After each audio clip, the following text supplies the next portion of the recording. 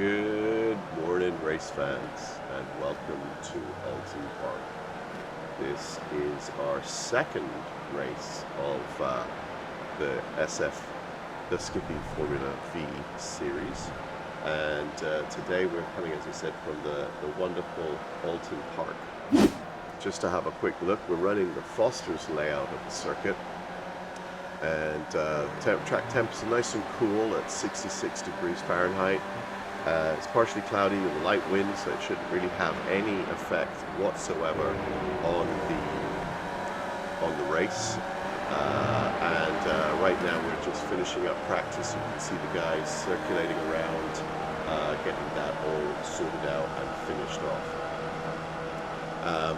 off. Soon they'll go into their qualifying session, and as soon as they do that, I'm not sure if it's lone qualifying today or if it's going to be group qualifying. If it's lone qualifying, we're not going to be able to see much of it, unfortunately, but if it's group qualifying, then we will be able to see the whole thing. So let's see how we're doing with that. Right now, we've got quite a few boys still circulating around on the track. We've got 11 people in the race today. Jason Bice is currently the leader. He's won 2 of the last 3 races. This must be the 3rd race, actually. I'm sorry, I do apologize.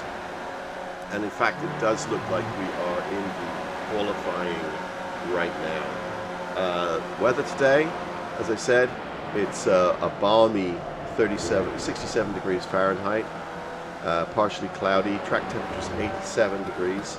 So again, not too warm, not too cool. Should be really nice for the race today. Let's have a quick look at where we stand right now. Let's see. I do apologize. I'm still working on some of this stuff. And so the guys are starting to put down some of their times. It does look like we're still in the practice session here. Actually, I do apologize. We still have a few minutes to run in that.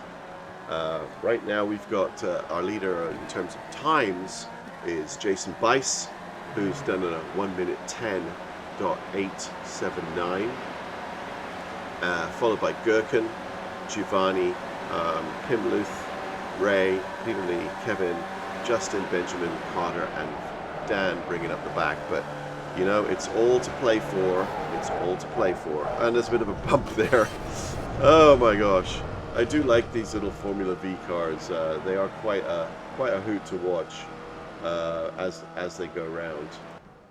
Let's get a bit of a better view of some of the things that are going on. Here we go. There's Justin Rebello making his way around. Now, see if I can find someone who's just about to start their lap, and see if we can sort of give them a follow around the track as we jump between some of the different drivers. 6 minutes of practice left to go, it seems. And you can still see quite a few people are sitting in the pits waiting to get themselves on track. Here we go. And this is going to be Justin Rebello going over the start-finish line and coming into the first turn. Nope, he's pulling up. Okay. He's pulling up onto the side. I wonder if I don't know, it says here, oh, here we go. We're now changing over to quali. Looks like, is that right? No, hard to tell. Hard to tell. Let's see what we got. If I go to this, we can see we're still in practice. We've got another 6 minutes of practice left to run. So that's good to know. That's good to know.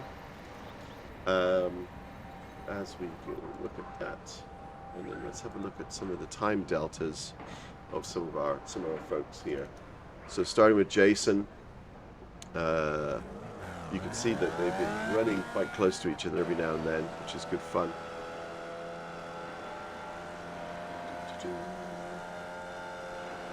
Here we are with Gherkin, who's currently in P2 on the race.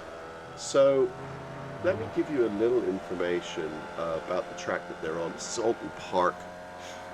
It's an old motor racing circuit in the UK. It's in Cheshire, which is sort of in the middle of the UK. Gherkin starts to lose it a little bit there in Dewdrop, and it's a very historic track. It's about, I don't know, it's near Chester, which might be the one that you know, or Norwich, or even Warrington you might have heard of. So it's sort of near there, and it was actually set up originally in the 1950s. So it's been around for quite some time. Full circuit is about 2.8 miles. The Foster circuit is actually 1.6 miles, which really suits these little Formula V cars that don't have the speed or power of some of their bigger cousins. Mostly used by the British Touring Car Championship at the moment, but it has, it has had some fairly famous runs on it. So all through the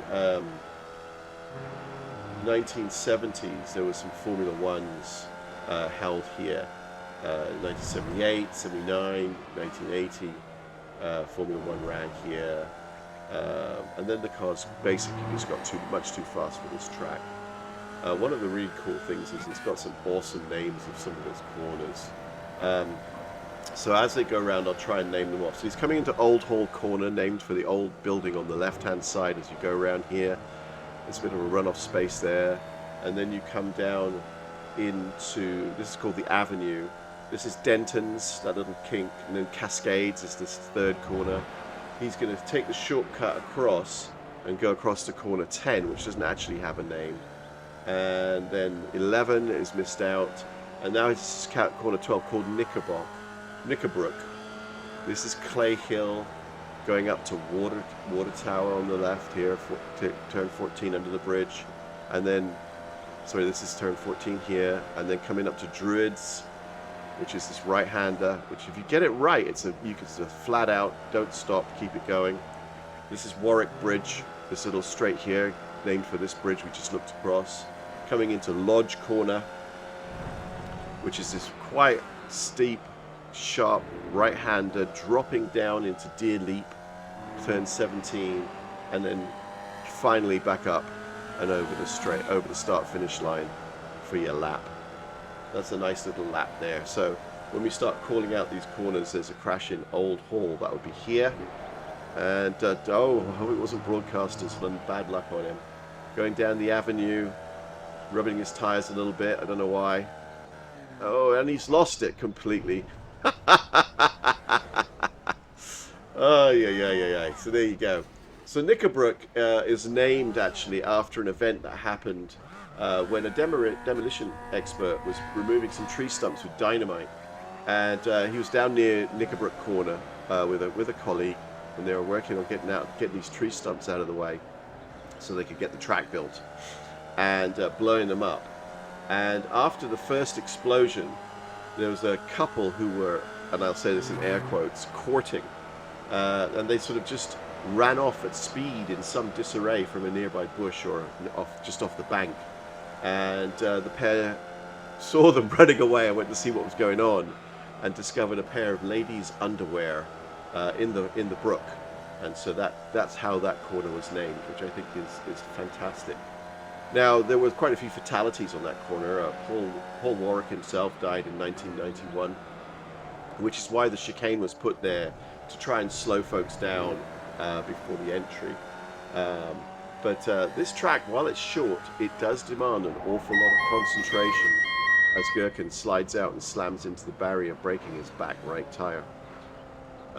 Okay, so we're nearly ready for qualifying. We've got about a few seconds to run, and we should see it all switch over to the qualifying session. So practice is now over, the flag is flying, and we should get into quali.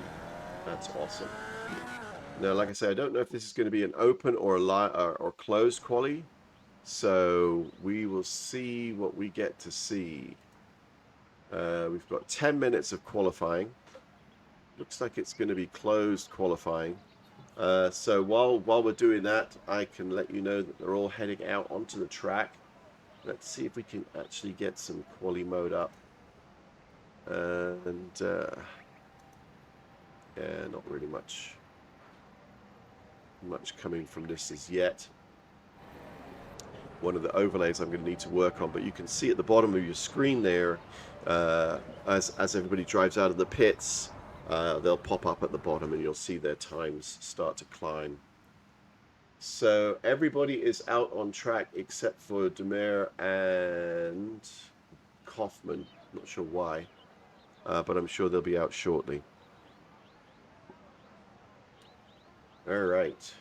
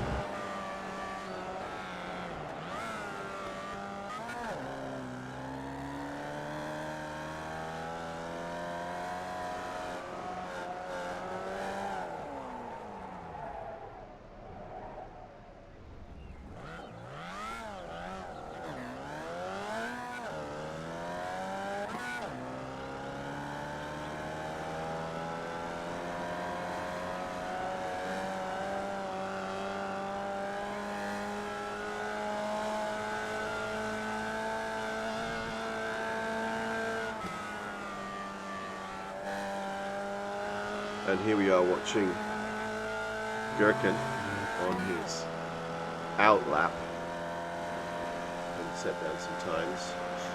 Right now, leading, we haven't got any times set down yet for our leaders. We'll wait to see what they are.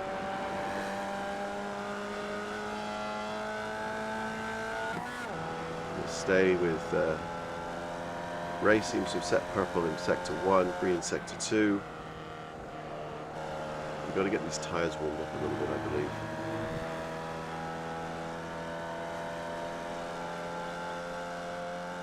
Here we go, you're starting to see some time. So Peter Lee right now has the fastest lap, a 1:11.6. Jason Bice picks that up with a 1:11.04, only 6/100ths ahead of him, 6/10 ahead of him. It's pretty close as our times start to tick up on the left-hand side there. Still got some time. Of course, with this qualifying, you've got to keep the car on track. If you get an off track, your quali is dead for that lap, and it doesn't count to go again. So yeah, if there's anybody...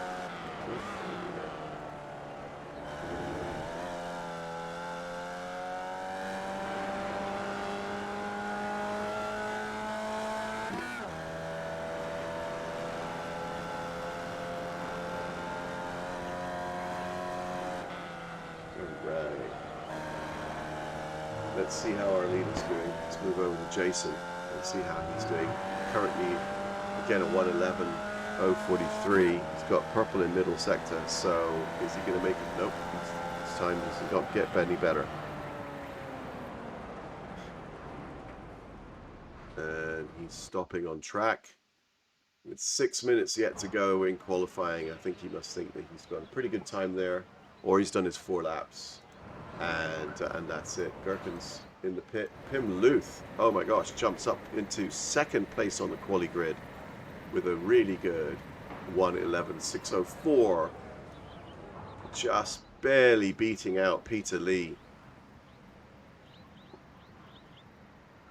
by 7/100ths of a, by 1/100th of a second-ish. That's incredible. Very, very close.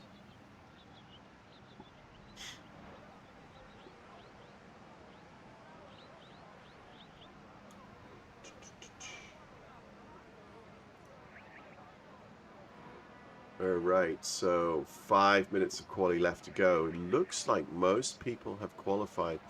Rebello, Kaufman and Harris haven't actually put any times down. I'm not quite sure why.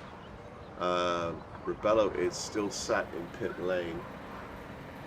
Where's Harris? Here's Harris. Is that Harris?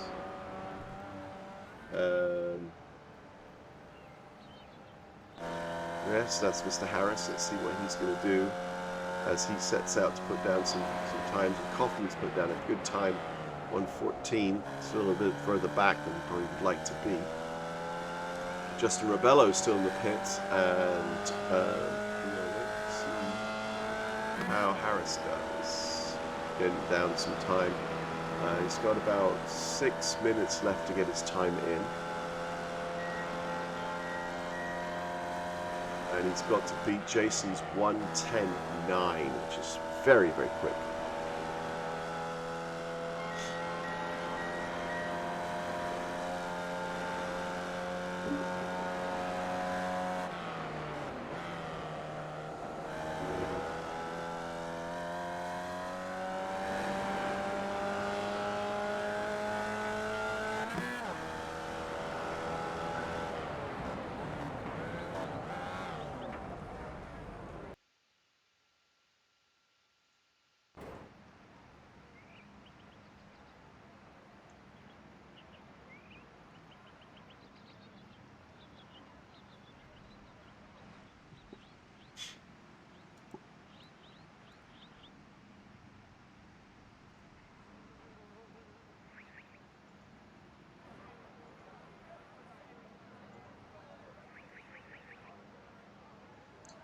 All right, we just have Gherkin left on track at the moment. Let's see where he's at.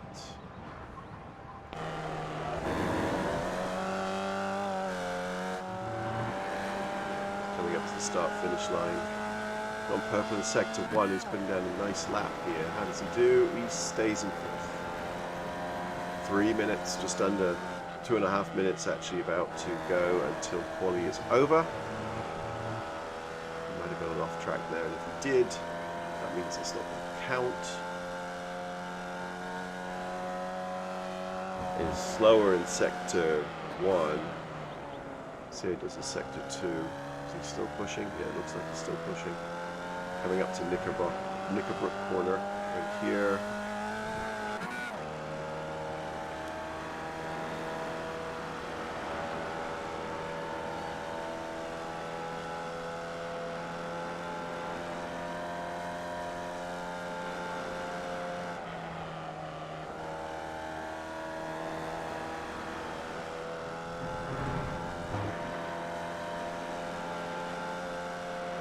Gherkin has to push really hard. Sector 2 time is not good enough.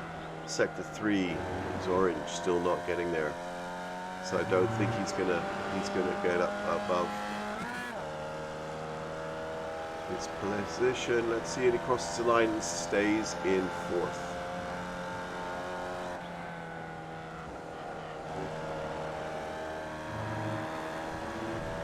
So let's see if we can. Again, it's a 1.65 mile track near Little Budworth. Nice, cool track.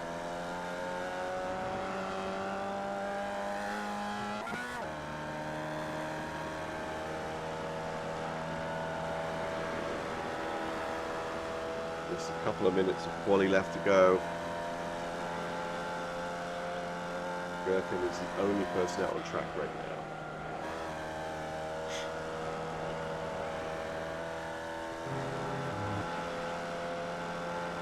Coming up to the final few corners of the race track here. Right-hander down into Deer Leap. It's really hard on that corner because you come in quite tight and go over a crest, so the car gets light and wants to just skate across the surface of the road. And he still does not improve his time.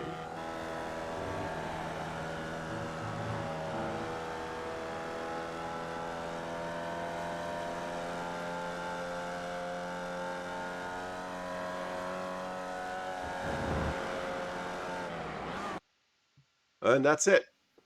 That is the end of the qualifying session. So here's your grid for the race. We've got Benjamin Harris in first. That surprises me. What happened to Jason? Okay. Justin Rebello, followed by Giovanni, Dan, Ray, Carter, Kevin, Gherkin, Peter Lee, Pim Luth, and Jason Bice. I must be a reverse grid for our first race.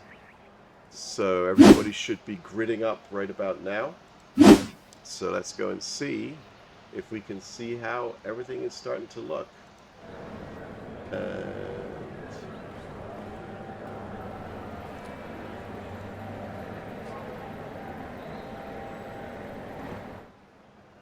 Is everybody gridded up yet?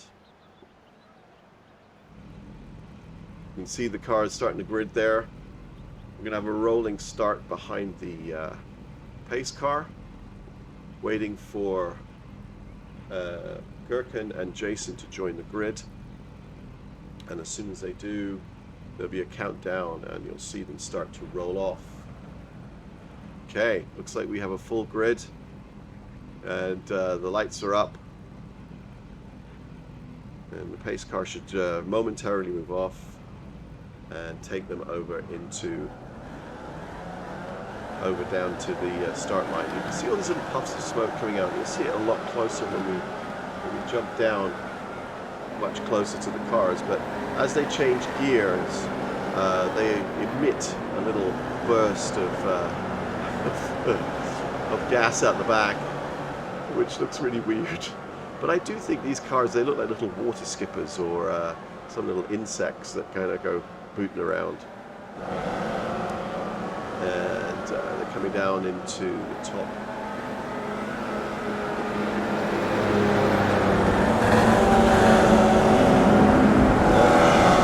Dropping down into Deer Leap. And you'll see the car will peel off into the pits. Green. And away we go. The lights are up. And off we go. Austin's circuit of Olton Park. Everybody's got cold tires, so you've got to be a bit careful going around there until they get some warmth in those. It takes 3 or 4 laps to get that done. It's flew through clean so far. Justin Rebello is starting to stretch out a little bit of a lead there. Getting very racy up behind Benjamin Harris. Tries to see if he can see a little look-see to see if he can go around him on the long side. Not sure if he'll make it around. We'll see. These cars do love a draft, and he does. Passes him as they go down into Druids. No, sorry, not Druids. Lodge once more to complete the first lap. Ray taking it into first place. And he goes off. Oh no! Away he goes. So who spun off? Dan Kaufman spun off.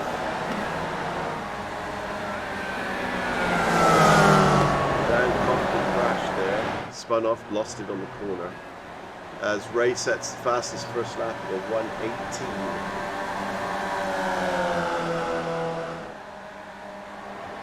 Well, we're still kind of settling ourselves in here to the race. But you can see they're all starting to stretch out. The front 3 are starting to pull away in a small little pack.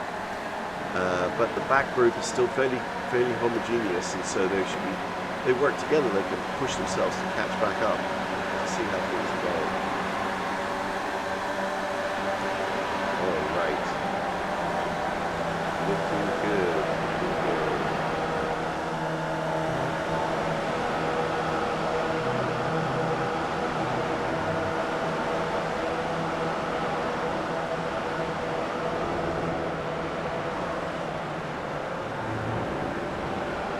Today I'm sitting in the broadcast booth on my own, so if there's anybody out there who is in the Discord who might be interested in joining us, please feel free to come ahead and jump in. I'd love to have you with me.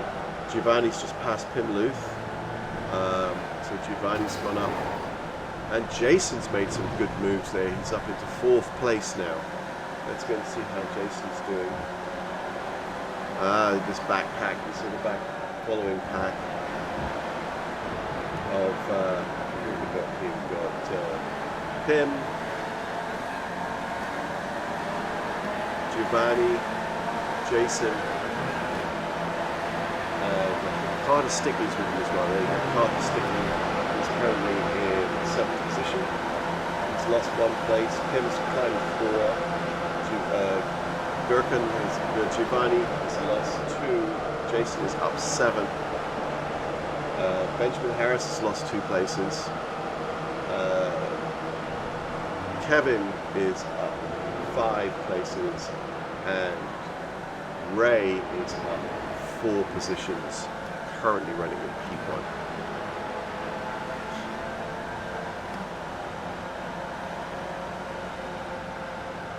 So we're going to have a quick look at the battle boxes here, and let's actually pop up a track map, which might also be useful for people to see where everybody is on the track as we go around.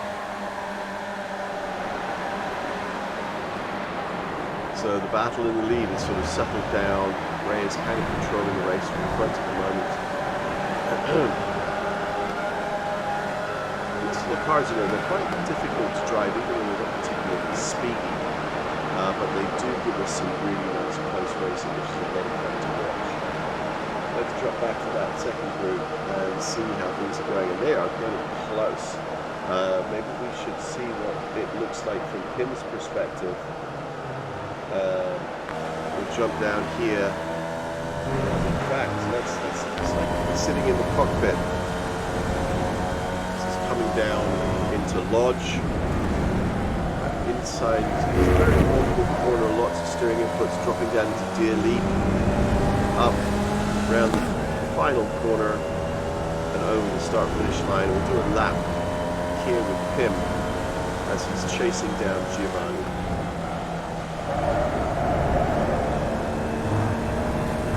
Nicely done around turn 1. Quickly dropping down. Warwick, Clay. There we go, round Knickerbrook. Turn 10, coming up to Knickerbrook. I've got to get this right. Coming up to Knickerbrook, up Clay Hill. There we go. Coming up to Water Tower. Turn 14, full truck. Down into Druids. Hold it nice and tight on the right. There you go. You see, pin that throttle the whole way through there. Beautifully done. Come along. Warwick Bridge. Lodge corner. Nicely taken there. Beautifully taken. Dearly. Back up over around Lodge corner and into the start finish line. So nice. Such a nice run. And he's keeping him in sight. He just needs to get a little closer to get up and get advantage of the draft behind them, which will pull him along really, really nicely. Just get himself up there.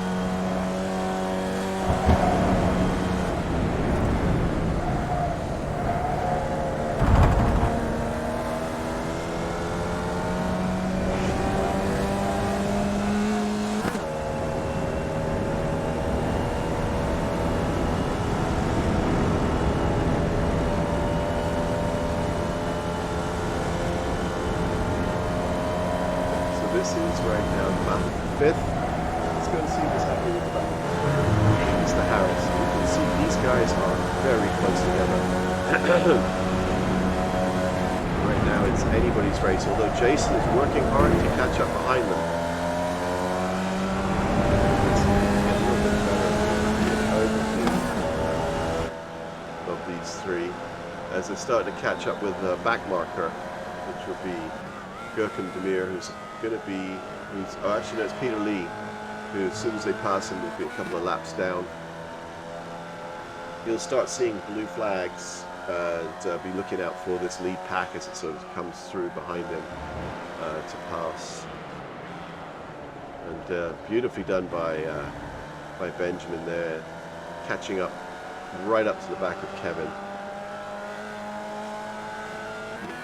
Now, how far back is Jason? He's about 2.2 seconds behind. Just see them coming up ahead of him. And Giovanni's got a beautiful run out of there, just holding on the back of Jason. So the two of them are pushing hard to catch up with that front pack. And maybe in a couple of laps they might be able to get there. And get a little bit of a concertina effect as they slow from this corner, drop down into Deer Lee, and up ready into turn one once more. Gap's holding at about 2.7 seconds.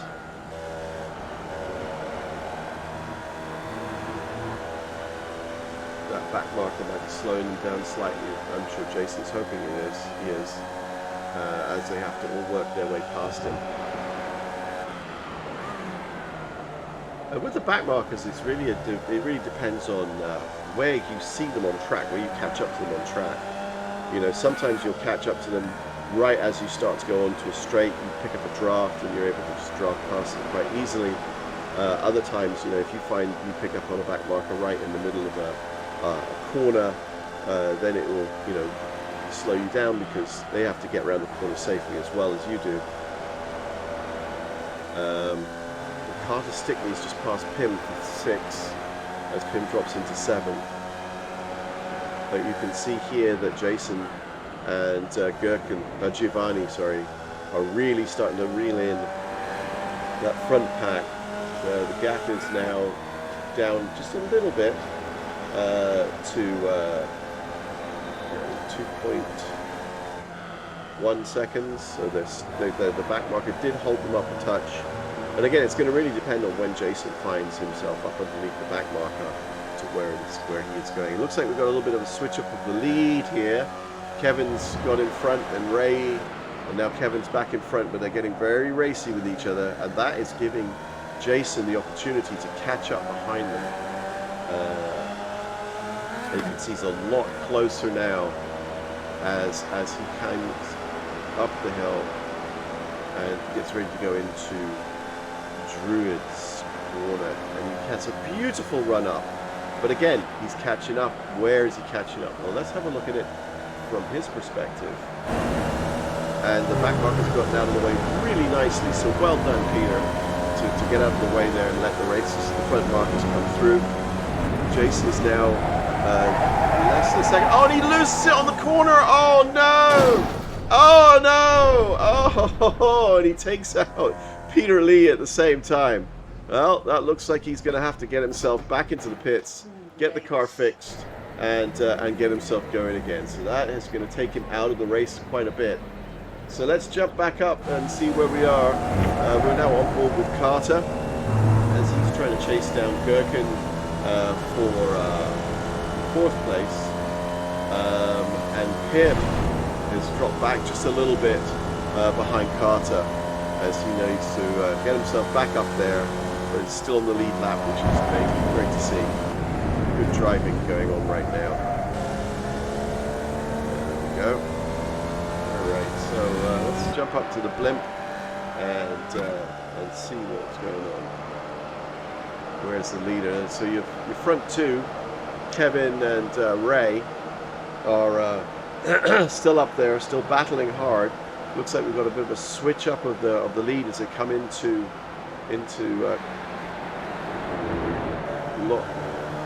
oh, beautifully done. Kevin takes the lead, and Benjamin Harris is a little bent out of shape on that particular corner, getting a bit slow, and Giovanni is able to really catch up to the back of them. Jason's back out on track after having his car repaired. Oh, very wide on the corner there by Ray. And again, they're now catching up to the back of some back markers, which has the potential of slowing them down a little bit. It'll be Jason Weiss and Peter Lee that they're catching up to. Now, despite that crash, Jason is still actually up 2 positions, which is kind of cool. So as it stands right now, you've got Kevin in first, followed by Ray, Benjamin, Giovanni, Carter, Justin, Jason Weiss, Peter Lee, and Gherkin Demar. And Gherkin's actually out now. He was 3 laps down and is no longer racing. But they are getting very racy at the front. That lead has swapped several times, which is very cool. Jason's past Peter Lee, Ray's past Kevin, Kevin's past Ray. They are switching that lead up in the front there. But it's let Benjamin catch right up to the back of them and start to challenge for that lead position. Ray is back in first at the minute as he slams across the track, drags himself into turn one. Holds it. That's slowed him down. And now Kevin is going to challenge him on the long way round, but Ray pulls out and shuts that door.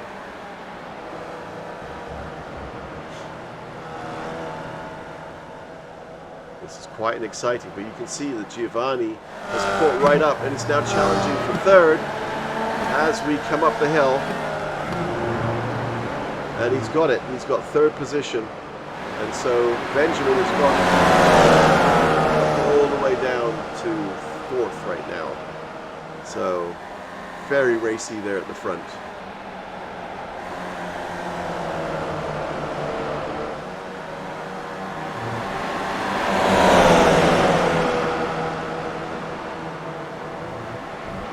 What a laugh.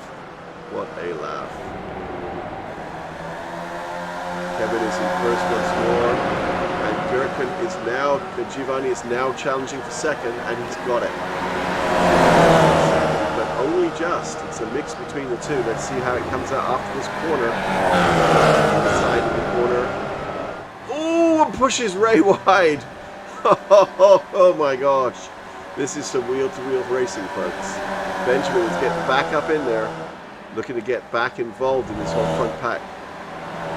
See if he can get himself back into that into a podium position. So how are we doing back in the pack? So Pim, let's go and see how Pim's doing. He's chasing down Carter Stickney, but he's got a good bit of driving to do to catch back up with where Carter is, who's quite far ahead of him at the minute. He's about another 7 seconds up the road, so that's good at driving. Carter, however, has got himself up to the back of that lead pack, because the more they fight, the slower they go. Sounds a bit counterintuitive, I guess, but when they're all trying to battle with each other, they are all getting... Oh, and Carter loses it! But luckily doesn't hit anything. So if he can get his car spun around and out of the way, he'll be able to get going. But Pim has now passed him. So Pim got back in front of Carter with that little spin down in Deer Leap, and is away to the races. So now Pim is going to see if he can chase down Benjamin Harris. But he's got, as I say, a little bit of work to do. So Pim is up 5 positions from the start, which is pretty awesome. Let us see where we are now down here. How's Jason doing? Jason is now pushing along. Very smart livery on that car, you know. Looks really nice. Let's see if we have a bit better look at some of that car. If we go and Matt Black, and he's got the new logo on as well. That's awesome. Hold on a second. I'm sure we can see that that logo. There we go. There's that new logo on there for Formula V. Very sharp car. Anyway, so Jason is about a lap down, I believe, right now, but he's still up 2 places in 9th. And he's coming up to Peter Lee, who is a lap behind him in 10th, to see if he can pass him and get himself a bit going forward. But at the front, the lead has changed yet again. Let us go and see if we can see what is going on up there. Pim is still a little far back, but the 4 at the front has changed into a 1 and a 3, where Kevin has pulled a half-second lead from Ray and Giovanni, who are just fighting it out, tooth and nail, with second position swapping backwards and forwards to get very close to each other, giving Benjamin Harris a chance to try and climb back up in there.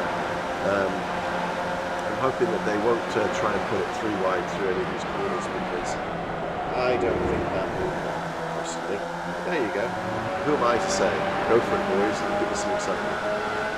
And they close up that corner, the gap to Kevin, dropping.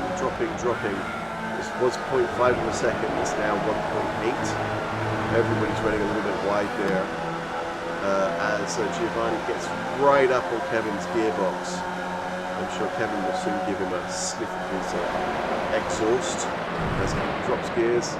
There we go. You can see that exhaust pluming out. And look at that. Benjamin Harris back up into third. Was able to get past Ray, who was our leader for a while.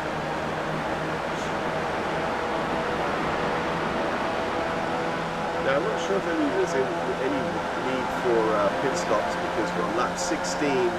But we're 19 minutes into a 20-minute race, so we will soon be coming up on the flag. In fact, I wouldn't be surprised if Kevin doesn't get the white flag this time by.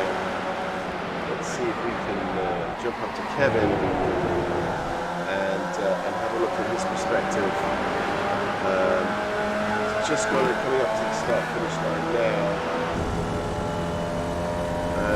Didn't see the white flag fly, but depending on what time he comes around this time, it looks like the next lap will be the final lap of the race. So you can see everybody here in this lead group all very, very close together, still fighting it out for those podium positions. And we're given the number of times this thing swapped places. It's still anybody's game. It looks like two little groups, but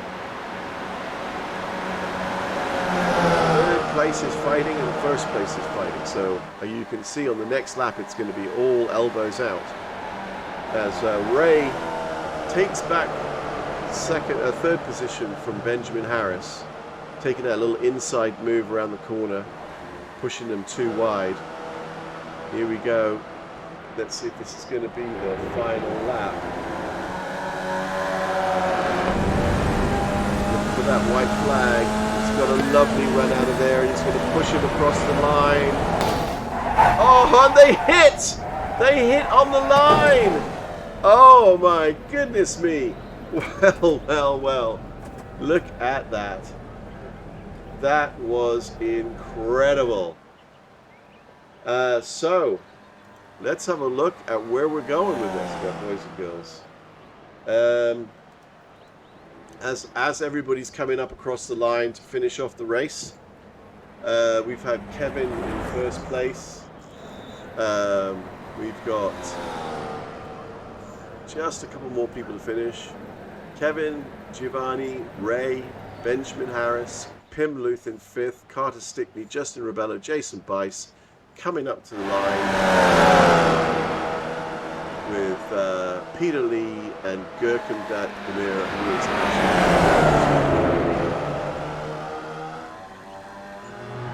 last two, and across the line they go. Well, that really was quite an exciting race. Let's see if we can pull up the results for you. No, that doesn't seem to want to work.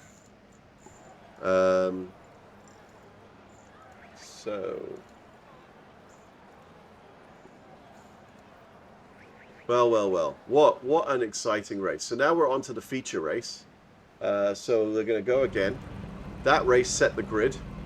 So Kevin's in first, Giovanni's in second, Ray Bartanowski third, Benjamin Harris in fourth position, Pim Luth in fifth, Carter Stickney in sixth, Dan Kaufman in Justin Rebello in seventh, Dan Kaufman in eighth, Jason Bice in ninth, Peter Lee in 10th, and Gurkan Demir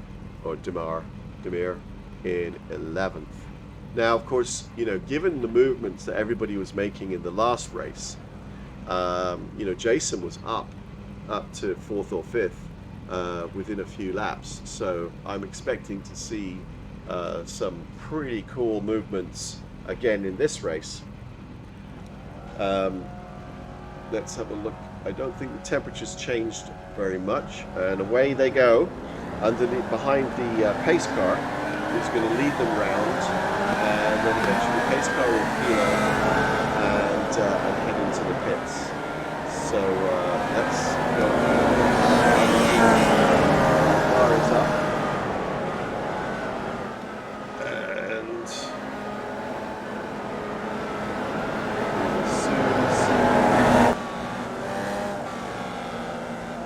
we'll soon see them. Okay, so Jason's back.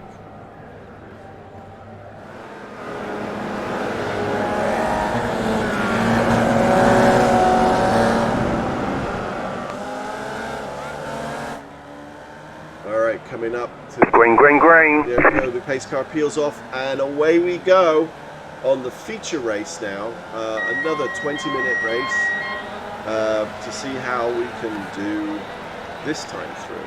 And already we've got some positions changing and a bit of twitching going on at the front there. As, who is that? That is Kevin slides off the track. You can see that both Dan Kaufman and Gurkin, neither of them, they didn't actually start the race this time.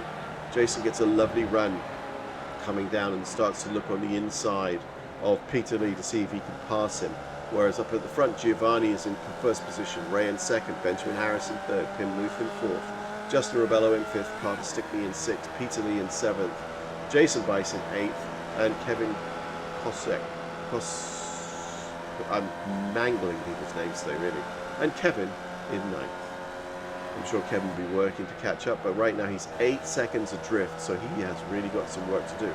But it's a long race, it's 20 minutes, so as Ray jumps up into first place, already there's a lot of battering going on at the front. Pim gets into third, Benjamin Harris in fourth, so they're switching their positions around. So Ray is up 2 positions, Gherkin is staying the same, Pim is up 2 positions, Benjamin Harris staying the same, Rebello's up 2 positions, Carter Stickney staying the same, Peter Lee's up 3 positions, Jason Bice is up 1. As Jason gets a beautiful run off the turn 1, and looks to see if he can squeeze that little Formula V down the inside, but has to just back out a little bit as Carter closes the door on him. Pack staying fairly tight on these opening laps, but looks like we might have another move at the front as Gherkin passes. But look at Pim. Pim is looking very racy as he looks to take the outside around Giovanni. I keep calling him Gherkin, I don't know why. Giovanni. And decides that discretion at this point in time might be the better form of valor, and just backs off a little bit and lives to fight yet one more day. They get those tires warmed up before he decides where he's going to actually try and pull a fight in. I'm actually going to jump over to our Discord and see if I can drag Peter Lee in and see if he'll talk to us while he's racing. I'm going to pull him in, and then we'll just sort of have a look and see if he has the ability to both chew gum and walk at the same time. Peter, can you hear me? Yeah, hi, Ian. Oh, yeah. We're here watching you trying to climb all over Jason at the moment. Well, it's like this train. We're all drafting each other. It's and awesome. You see like 2 wide, 3 wide up ahead. It's just awesome. Yeah, and the last race was quite incredible to watch. The lead switched so many times as Jason now pulls up alongside of Carter and just manages to jump in front of him going into Druids. And yeah, it looks like Carter may have lost a little momentum here. See if I can draft him. You're climbing right up behind him. It looks amazing.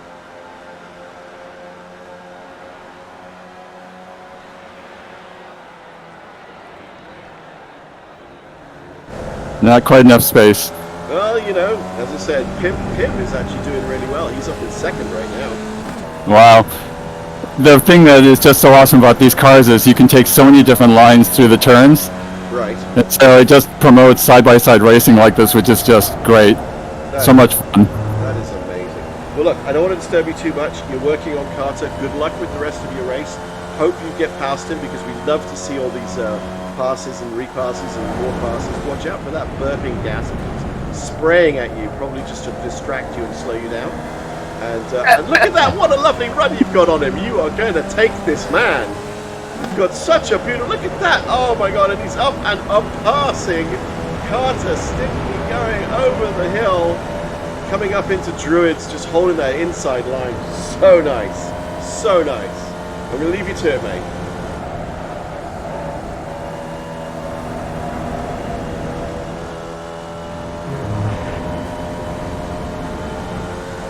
Oh, that was a joy to watch, and how timely as well. So let's see how everybody else is doing. So up at the front, that's right, Jason Bice has got himself into second place. I have absolutely no idea how that's happened. We spent some time watching further back in the pack, which probably was a mistake, as Jason and Lined are going off. Pim's dropped down to fifth. Justin in third, Jason in second, and Giovanni is in first. But the way Jason and Giovanni are starting to pull away from that front pack, we shall see how things go. Oh, Ray must have made a mistake because he's now 10 seconds to drift. He's drafting past Giovanni and gets it over the brow of the hill, just into first place. Coming down into Druids, he's got that inside line, so he should be able to hold it going through Druids, and he does. Giovanni is looking up the inside to see if he could do the old over-under. Down over Lodge, down into Deer Leap. Justin Rebello. Pim Luth pushing hard to try and get his position back. Pim was running inside. A little bit of shenanigans at the front that's pushed him backwards.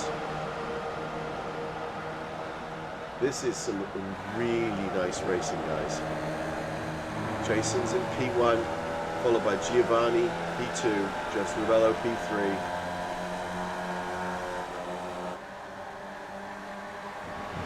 The lead is again swapping and swapping and swapping, which is really what we like to see. But Jason and Giovanni are starting to pull a little gap out on the rest of the pack. Just got up a second as Benjamin Harris passes Justin Rebello for third. With that second pack,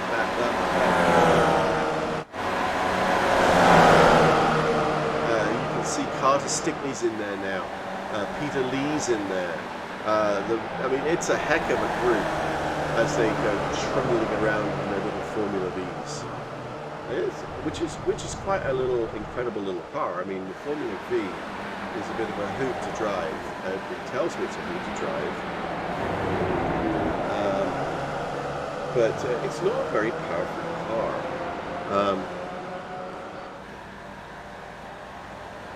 It's not a very powerful car.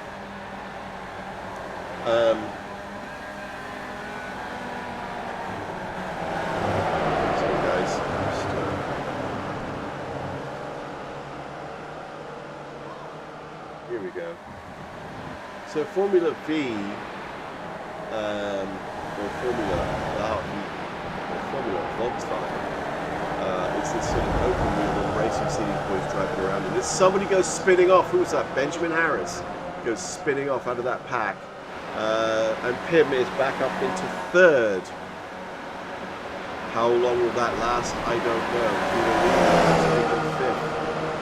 Justin Rebello is there. So this little backpack is brick backpack. It's racing his way. Justin Rebello takes third. So it's based on the 1963 Volkswagen Beetle and uses a collection of stock parts.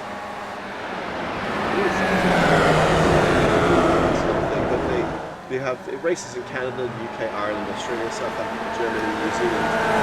Our very own Sunday night skipping league racing. Let's see here. It's a top speed about 190 miles an hour. It weighs 465 kilos, or for those of you in Imperial, that's about 1,025 pounds with the driver. If you wanted to buy yourself one of these brand new, you'd be shelling out about $15,000. You can get these as a kit for about $8,000, but it doesn't have the Volkswagen parts. You'll have to get those. And you'll be spending about $700 per race to maintain it. Once you race it, that's Pim challenging Justin Rivello through trees. Can't quite make it stick. So fighting, you can see the front pack of Jason Bice and Giovanni have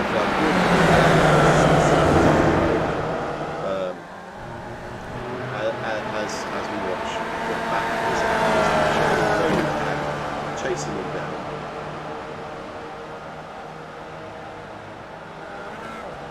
So it's been a very eventful race. Let's go and see how the front pack. Jason's managing to keep Giovanni behind him at the moment, but man, with the draft being as strong as it is, the opportunity to pass is really, really huge, especially when you're close like this.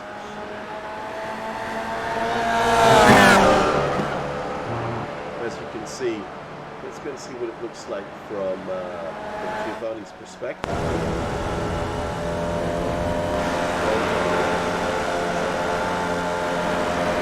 He's really close, just holding on there. See how these cars, most people don't understand goat brakes. You are always sliding from those cars. You look at where he's going into the corner, turns in, brakes and turns in. He's sliding across to the left rather than turning into the naturally wants to go because the speed is going and the amount of grip between the tires and the tarmac.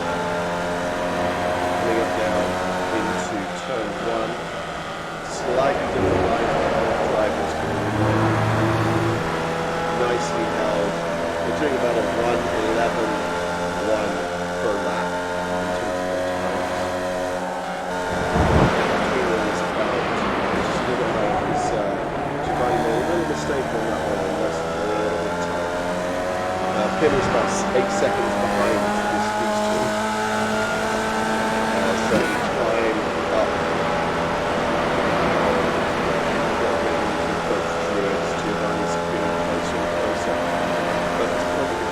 Sit here until the last lap or two, where you actually try and take Jason. I don't know what's going through Jason. Quite difficult to understand. It's too many get ever closer, backs off slightly, just stay behind him as he goes down, with the lodge down to Dearly. Going over, crossing the start. A couple of things I should tell you. We do have 3 broadcasts that we can go. We have this broadcast over the Wheels. On Sunday evening, we have a broadcast of both the Sunday night Skippy SF2 race and then followed by the Sunday night Skippy SF1 race. And on a Thursday evening, we have the USF 2000 race broadcast. So you actually, with our lead, as Björken drafts up behind Jason for the lead and jumps in Giovanni and jumps into the lead going through on the inside of doors. Now, of course, you've got to think about this stuff carefully because, as Jason starts to draft past him as well, coming up into Old Lodge Corner. See it there on the left, down into Dearly, and takes back the first position. Again, want to be in first as they go side by side over the line. My goodness me. Oh, they get so close, they almost hit. Jason backs out just a little bit going into turn one. Some strategy has to come about because do you really want to be in first place all the time? Or do you want to just sit behind the person that's in first because the draft is so strong in these cars, and then on the penultimate lap draft past them for first position and then just try and hold it for one lap? Do you want to take first and just try and drive away? Obviously Jason is very fast, but then so is Giovanni, and neither of them is leaving the other one behind because again this draft is so strong. So once neither of them make a mistake, they can pull away like this together. They're gapping the field. The gap's now almost 9 seconds over Peter Lee, followed by Carter Stickney and then Pim Luth, who's dropped to 5th. And Pim was in 2nd at one point in time. So it's just so much fun to see these races where so much switching around of positions go on. Justin Ravello's just been passed. Must have had a little bit of an off. Let's just jump to Justin and see what is going on there. Looks like he's got damage. Does he have damage? No, maybe not. Hard to see. But he just got past. He must have made a little mistake, and these guys just jumped up and jumped past him. We go back up to our middle pack. Ooh, Pim Luth's rear right wheel does not look very happy. Let's see if we can get a bit of a closer look at that. And maybe we can go and have a quick chat with him and see if he can tell us what happened. What happened there? Yeah, it does not look good for Pim. He might have to jump into the... Oh, wait, no. It's not too bad. Let's see, Pim's up into 4th. So he can't be doing too badly. I wonder who you're watching just then. Alright, so let's see if Pim has again, if he's another one who can chew gum and drive at the same time.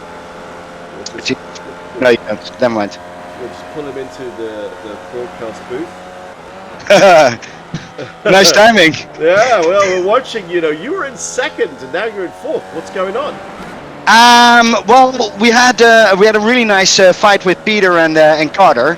I had to do some recovery, and for that reason, I'm now here. But I'm very happy that I'm still alive, to be honest. Yeah, well, being alive is always a good point and a good place to start, right? Yeah, exactly. And we had a great fight with Carter and Peter. It was very exciting to be up here. And yeah, so I'm trying to. Oh. And I shouldn't talk. There you go. I'm trying to, yeah, we're going, and I think Benjamin Harris is quite quick, so I'll let him by. He's going to pass you now, because he got a bit of a draft. And, yeah, exactly. No, he's fast. I'm going to be behind him, and we're going to go back to Peter. So there's going to be some action. All right. Well, glad to hear it. We're at 16 minutes and 40 seconds, so you've got about about 8 minutes to go, 7 minutes to go towards the end of the race. So yeah, I can see. I'm looking forward to seeing you back up in 2nd or 3rd place, or even 1st place if yeah. Right. That would be awesome. I suspect Jason is going to be too quick, but I also the new guy. I'm not sure who's there. It's really fast. Yeah. So Giovanni and Jason have been swapping the lead out. Right now, Jason's in 2nd. He's about 2.2 of a second behind. Nice. You got a lovely run off that corner. He's about 0.3 of a second behind Giovanni, but they are 10 seconds ahead of Peter Lee. So yeah, you've got to work with Benjamin. You've got 5 seconds exactly to Peter, and then once you're up with him, maybe we can see you attack Peter and knock him off his perch in P3.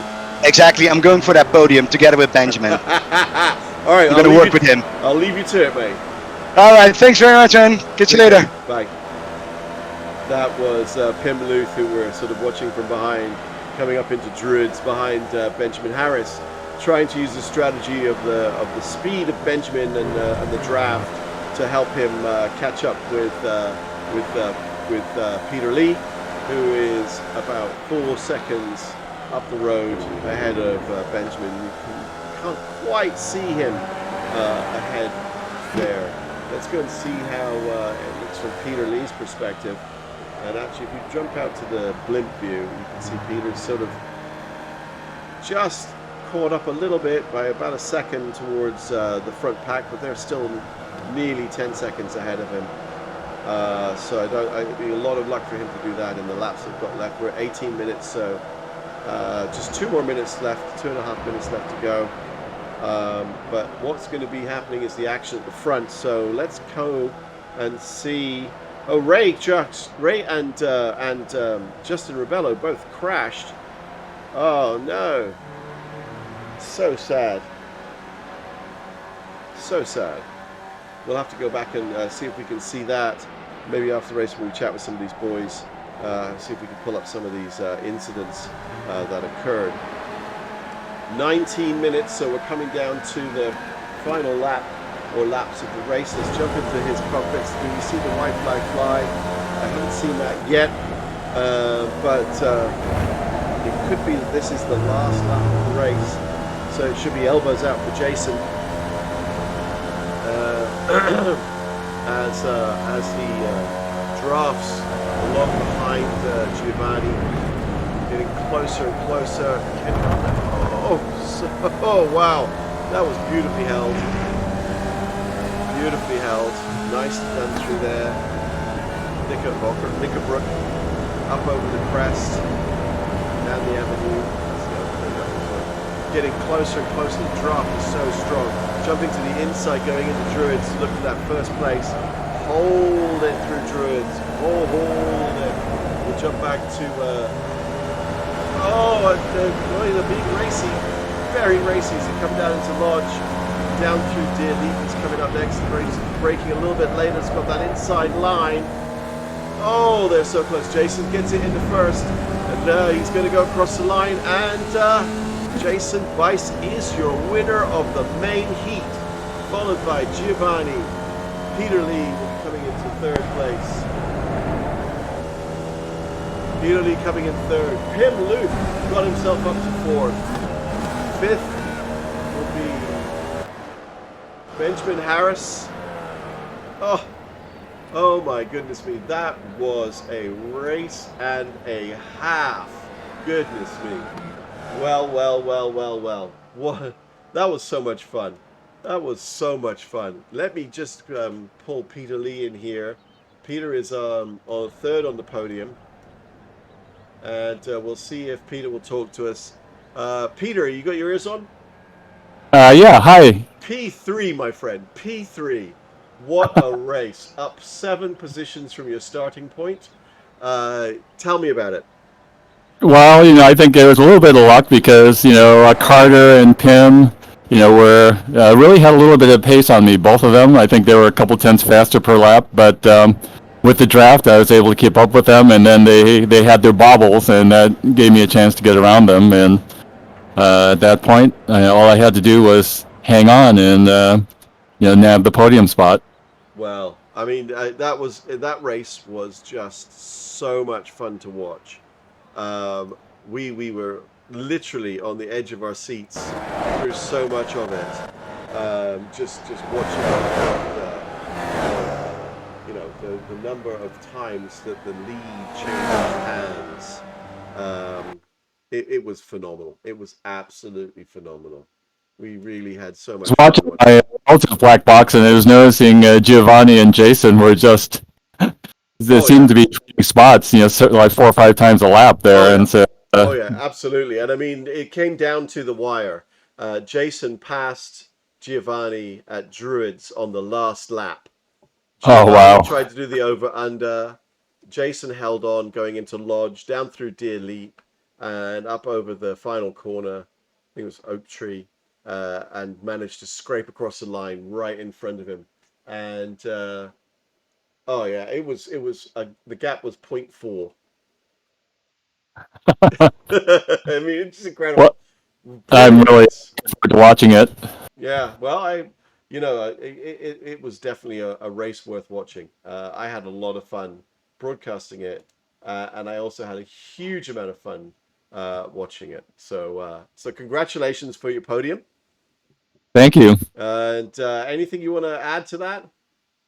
Well, first off, thanks Ian so much for doing these broadcasts. It really means a lot, and just makes the whole thing just all that more special. And just all the other drivers on track. It was just such, it's always just so much fun, but it's also an honor just to share the track with so many great guys like this. Yeah. Well, mate, it was so much fun to watch. So congrats. Good luck in next Saturday's race. Unfortunately, I won't be broadcasting it because I'm going to be out of town on holiday. But if anybody does broadcast it, or if there's any live streams, let me know because I'd love to get it up on a screen wherever I am, where I can get a watch of it. Sounds good. Awesome. All right, Will I'll do. talk to you in a bit. All right, let's get your race winner in here, and the elbows out. I'm going to win this Jason Bice. Hey, how's it going? Man, that was a race. That was a race. This car races so well, and I was telling the grid at the end of the race that I haven't done any official races yet in the V, but everybody on the grid has pace. They race hard. They race clean. These last 2 weeks have been a resounding success, in my opinion. Wow. Well, I mean, from a broadcast perspective, that was just so much fun to watch. We were on the edge of, and I'm using the royal we here, right? But we're on the edge of our seat because I think in both races the lead probably swapped backwards and forwards 10 or 15 times. I mean, it was absolutely phenomenal to watch. Yeah, and that's what's so good about this car is it promotes that so much, and it's a smaller car, even smaller than the Skippy, so you can, I want to say that you can take risks that you can't take in the Skippy, but you can create situations that aren't wise in the Skippy because it's a smaller car. Um, I did a couple two wides for a lap or more with a couple of the guys here. That's the caliber of driver that we have, and the car is well suited to that. And you can't get that in any other car. It's a ton of fun. Well, I want to jump forward to what was the last lap. I'm trying to see how many laps you had. So it's lap 17 was the penultimate lap. Just popping that up on screen right now. And I don't know if you can see this, but can you talk us through your last lap? Yeah, so to do that, I'll need to rewind it a couple laps from there, where Gio and I we decided to fight it out just a little bit. I want to say maybe 3 laps before the end, 4, and I think we were both testing out our respective last lap strategies, which was really funny at the time because we weren't talking on comms or anything, but I think we both knew what the other one was doing. I could tell that he was, planning his run for the line, and I was planning mine. And we each got a practice run at that last lap, and we put it in our back pocket and saved it. And I think I got pretty lucky on the last lap, on that last turn. Gio showed an abundance of caution going too wide around that turn. And, on one hand, I certainly appreciate him doing that. But he probably played it more safe than he needed to, and that's really what gave me the win. So, kudos to him for being as safe as he was. I really, really enjoyed racing with him. I was behind him for half the race. He was behind me for half the race. And very early on, it was clear that there was a lot of trust there. And it's great when you can share the track with somebody like that. Well, you drafted up to him, passed him on the inside of Druids, and were then literally side by side going all the way along under the Carloop Bridge, coming up into Old Lodge Corner, where he got ahead of you again. But then you had the inside on that penultimate corner.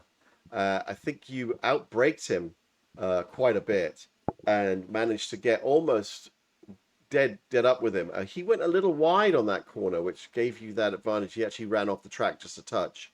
And you went into, I think it's Oak Tree, the last corner, and managed to cross the line. But yeah, what a race. That was just so much fun to watch. It was a blast. I knew going into that last lap that I needed the first real right-hander. I don't know what turn it is, not turn 1. I want to say maybe turn 4. Turn 3 or 4, but the first big right-hander, I knew that I needed a solid exit out of that so that I could execute my last lap strategy. And unfortunately, he and I both bobbled that turn. And by default, that pans out better for him because he already had the lead. And so coming up the back stretch, I got my plan was to overtake on that second to last right so that I could have the final right. I really needed that inside line on the final turn there.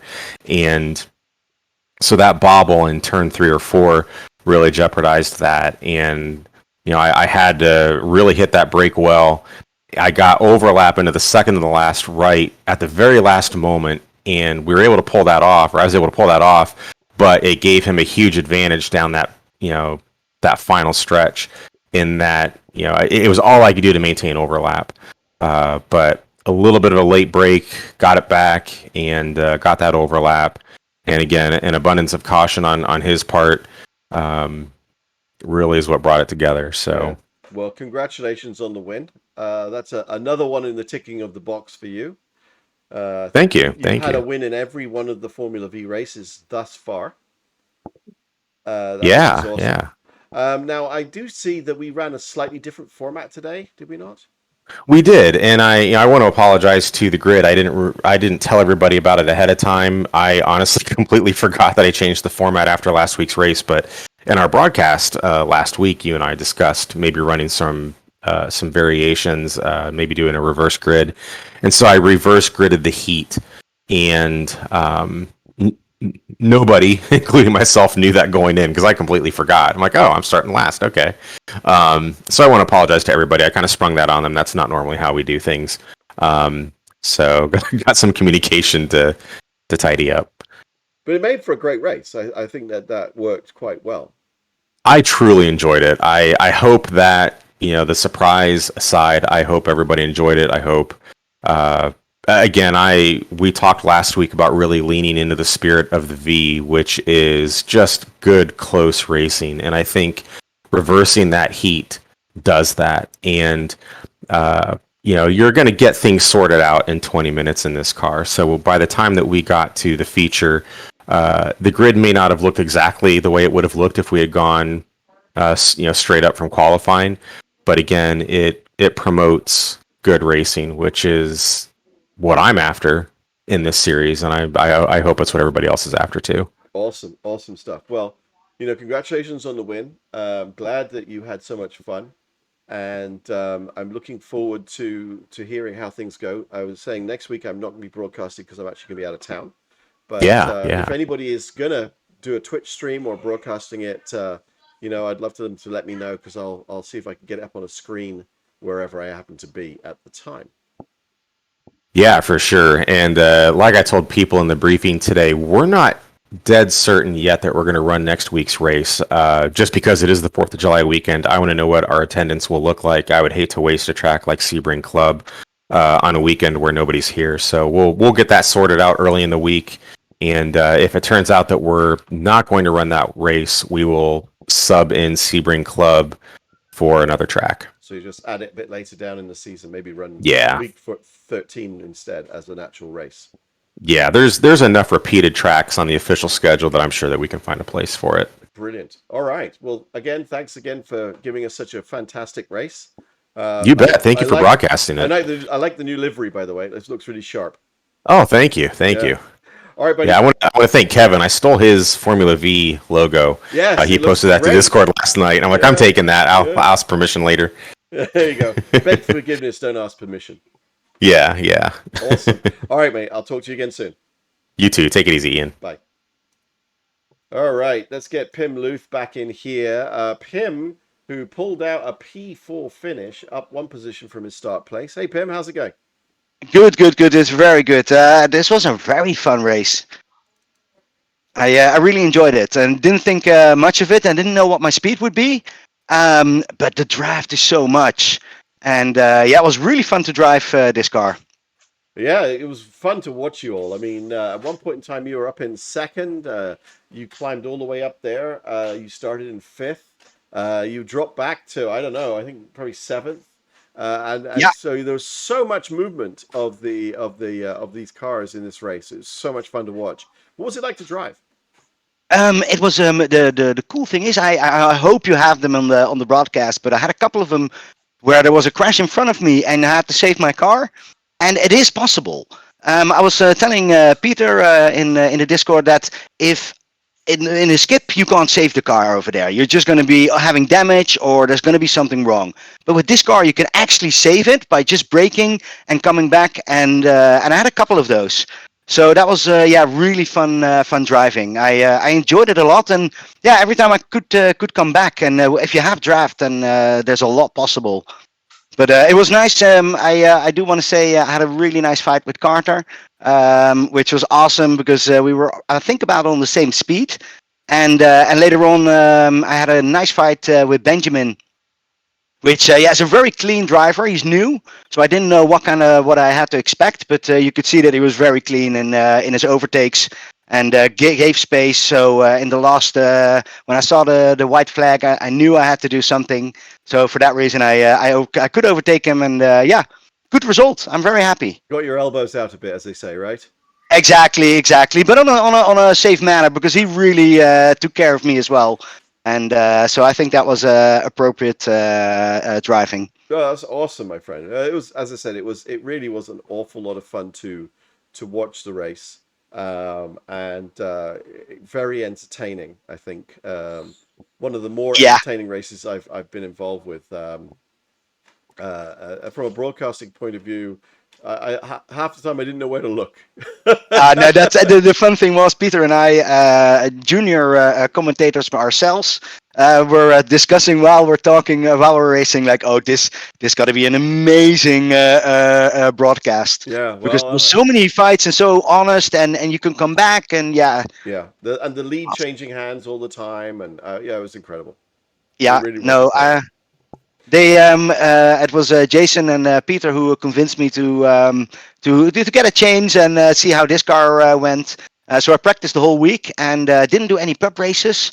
So I didn't know exactly what was going to happen. But this is Oh, they sold me. I'm back on next week. Well, we're not sure if there's going to be a race next week because it's 4th of July weekend. Oh, I'm going to vote 10 times. I'm there.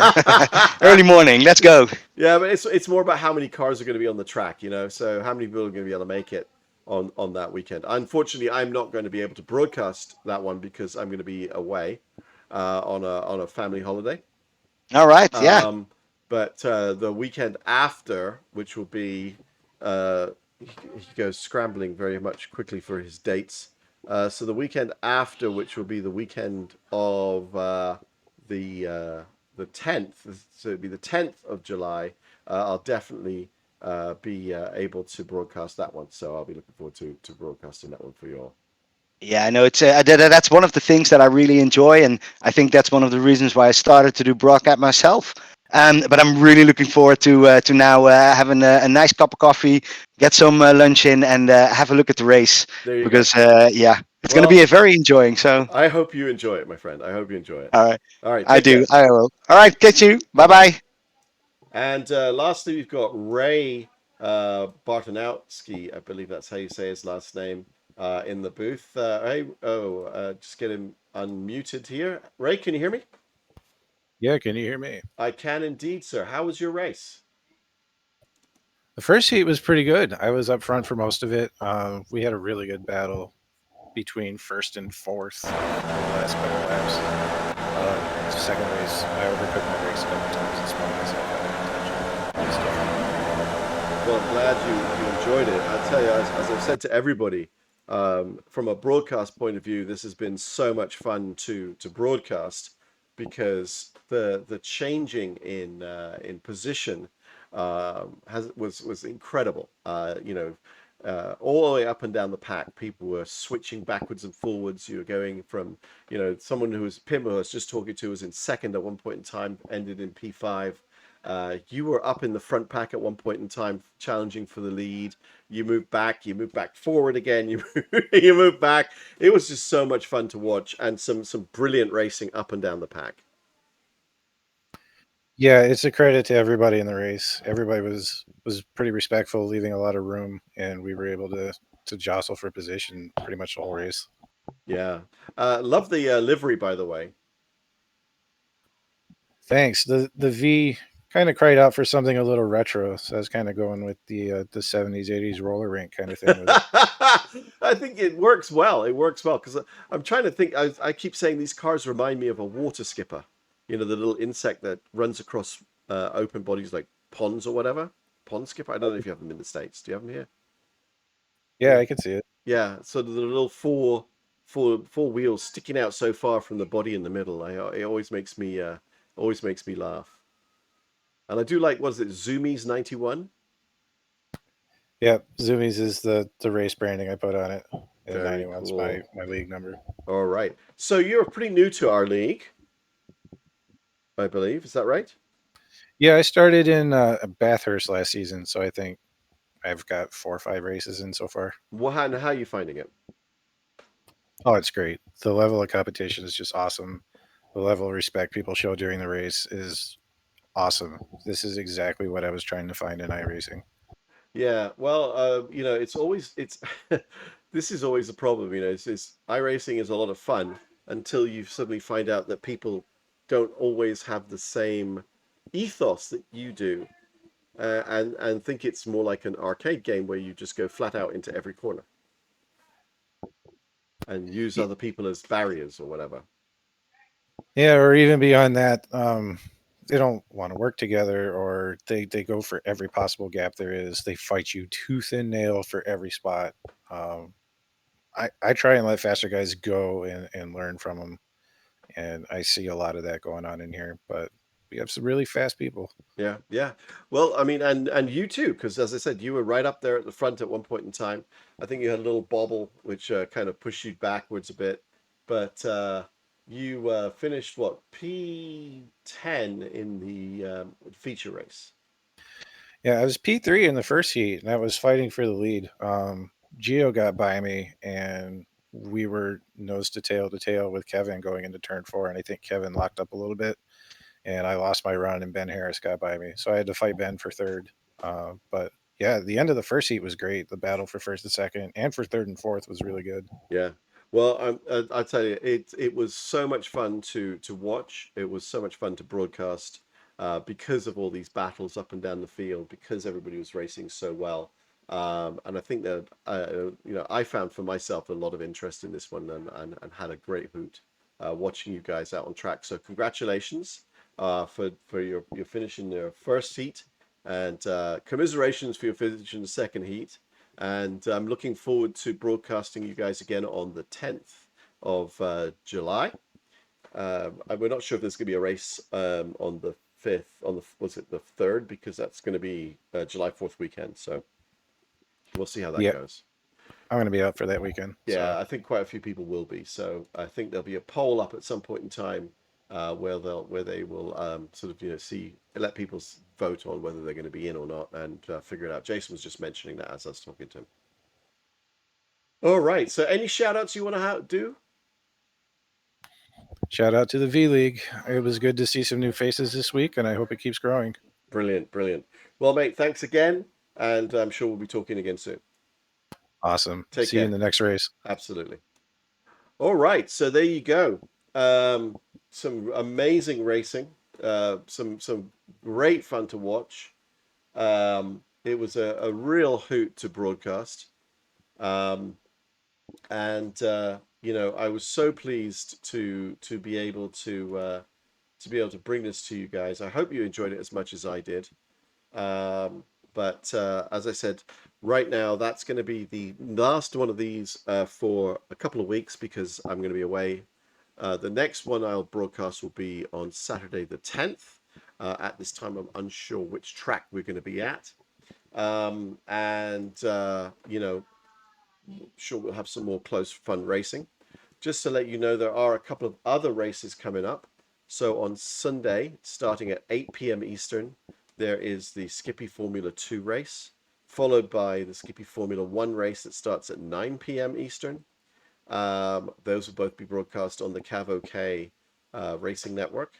And then the following Thursday will be the USF 2000 race, also broadcast on the CAV-OK network, starting, I believe, at 8 p.m., but that needs to be confirmed. So I do hope you enjoyed it. I do hope you had fun, as much fun watching it as I had broadcasting it. And I look forward to seeing you guys once again Saturday the 10th of July on this same channel. Take care and goodbye.